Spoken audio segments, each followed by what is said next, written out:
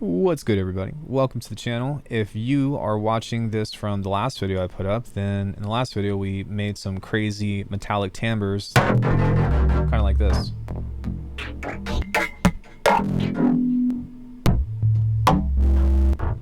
And the crazy thing is, aside from fractals, or fractal bits, or whatever that's called, everything is first party, so there's that.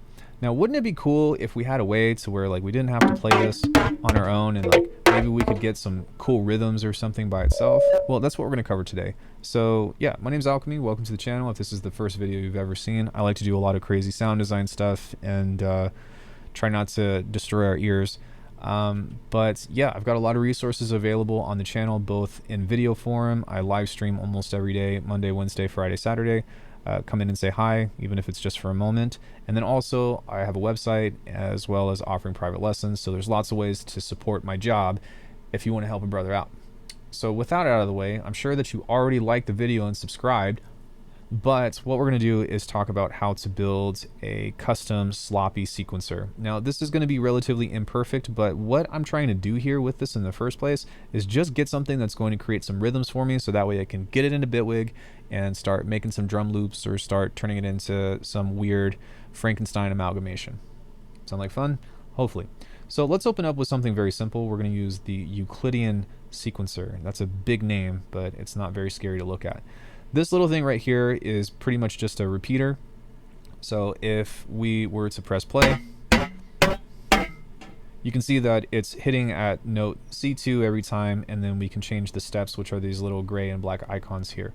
So if you notice, almost every single thing on here has a gray thing, and what that means is that we can modulate it. So what we'll do is we'll move this over to the side of it, and I'll type in LFO.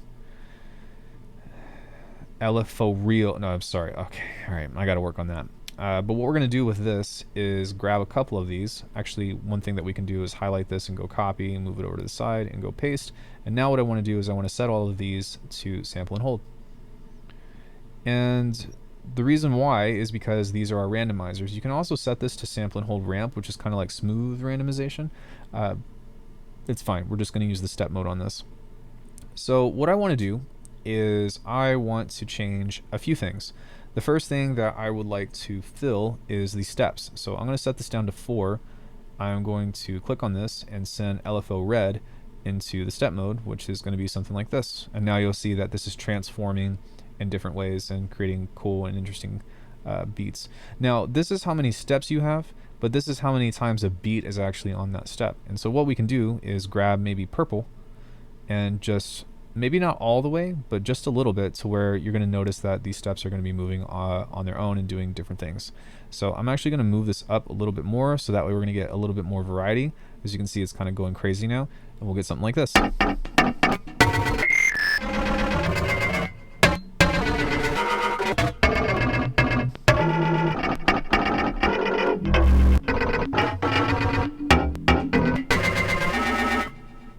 Now, I'm not really sure what would happen, but let's hit play again and let's see what happens when I change the step to beat ratio.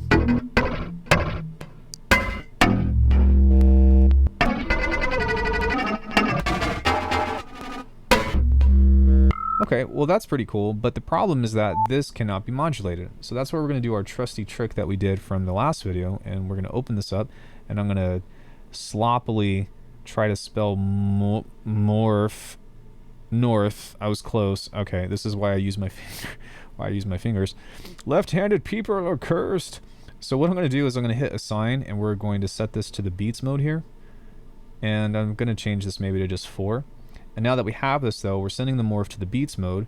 We can set LFO yellow to modulate that. Now, I don't know why that this is built in. I said this in the last video, but it's really cool that you can do this because there's a lot of things that are built into Drambo, I almost said Bitwig, that you can modify, which is really neat. I'm just glad it exists. This is like my cheat code here. So with that, now that we have something like that, we can control the speed of all of these, so we don't necessarily need them to be as fast as 2.7. That's pretty fast in modulation terms, if you will. We could also, if we wanted to, I'm not going to do this, but we can actually modulate an LFO with another LFO to where like the speed is going crazy. I definitely encourage you all to give it a try, but not right now. So within this Euclidean sequencer, it's cool, but everything is kind of jagged, if you will.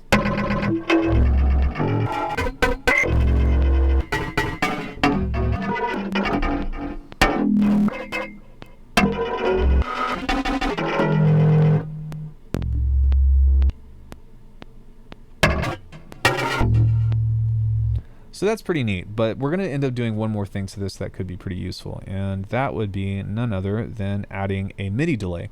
And MIDI delays are cool because this is how we can set this up to, give ourselves a little bit of like sloppiness, if you will. We can also use the humanizer, but from my experience, it doesn't work nearly as well. So I am going to grab this guy on here, and we're going to modify this with an LFO. So yeah, it doesn't really matter, but I guess I'm going to set this here. And now this should be giving this some more syncopation within its rhythm, as opposed to step does one thing, step does one thing, step does another thing. So let's give this a shot and see if we can kind of get its kind of swing a little bit.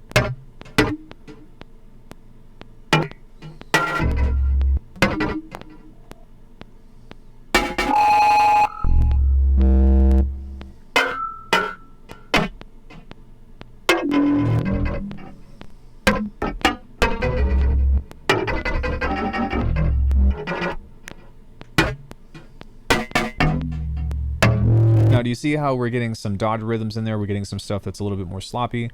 That's really useful for this because it's not just, again, those straight on rhythms. Now, this delay, again, is a MIDI delay. It's not an actual delay to where it's repeating, but what it's doing is it's constantly offsetting when the MIDI triggers before it actually hits the fractal bits. And this is extremely useful for creating percussive rhythms and doing, I don't know, just like finding interesting timbres to throw into your track, especially if you're into either industrial or glitch or halftime or anything that just requires a raw sound. So even though I have all this stuff set up, as far as an actual use case behind it, I wouldn't just use this vanilla. What I would actually do is take this loop and throw it into Bitwig and then start to mangle it from there and kind of fit it to my liking. But this is giving me a ton of variety in here that's really cool. So that way I can, I don't know, just have some fun with playing around with rhythms and sound. So the last thing that we're going to do is, now that we have this, I forgot, but this is only playing C2. So what we can actually do is we can give ourselves another morph here and go into paste. And now that we have this, we can actually assign our morph here to different stuff. So what I'm going to do is we're going to start at C1, and then I'm going to go all the way up to C3.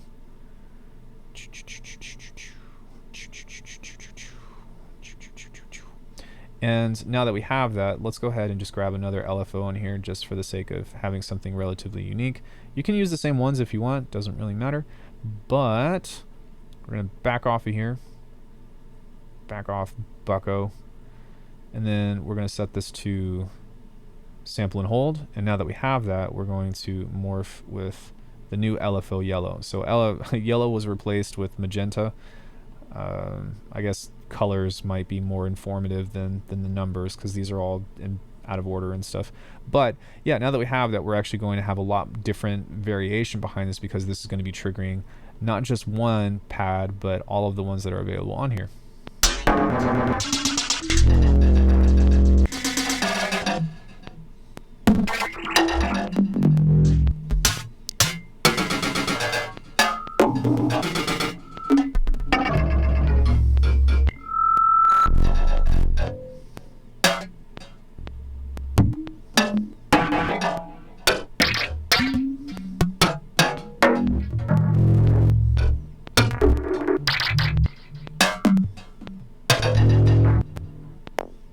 Dope. So let's go ahead and finish this up. We're going to do one last thing to this. So I'm going to set this to 85 BPM while I accept my phone call. And I'm going to hit this record button. And now whenever I do that, I'm going to hit play, and this will record the outcome that's coming out.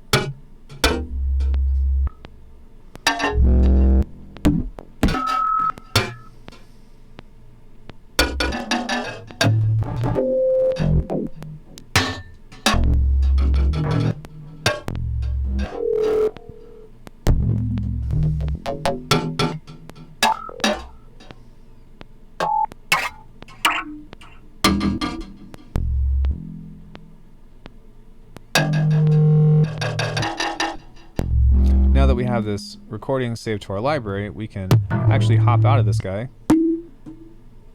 and go into our files and folders. And I can go into on my iPad, Drambo, samples, recordings, 85 BPM, and I think this was from earlier today. Let's see, what is the date today?